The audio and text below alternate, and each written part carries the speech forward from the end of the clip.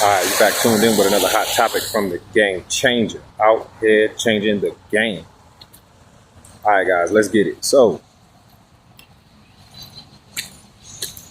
let's talk about defeating anger with yourself and defeating anger from a person or, someone, projecting it onto you and trying to provoke you. All right. So, with yourself,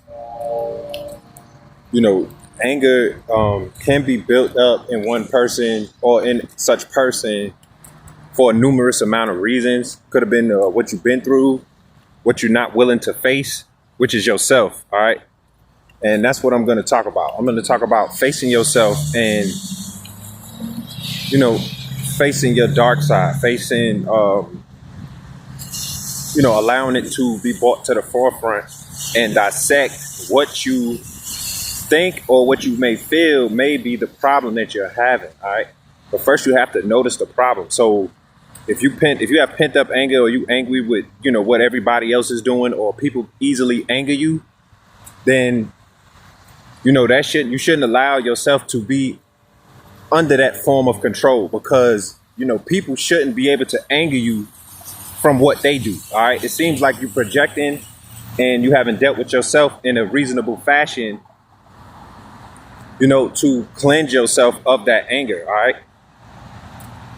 And usually you want to be in solitude. You want to, be quiet and question yourself. Ask yourself the questions that are necessary to,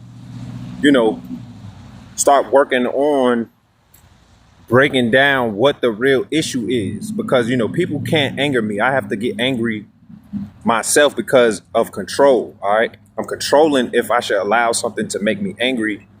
And I'm controlling if I should let the anger out. And, some situations ain't worth it, but sometimes there's nothing wrong with getting angry as long as you're in control of it. All right.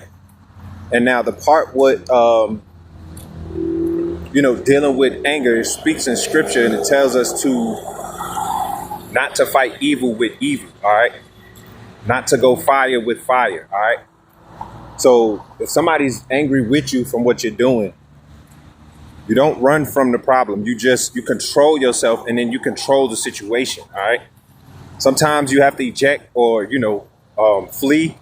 A lot of the times you can stand up to it.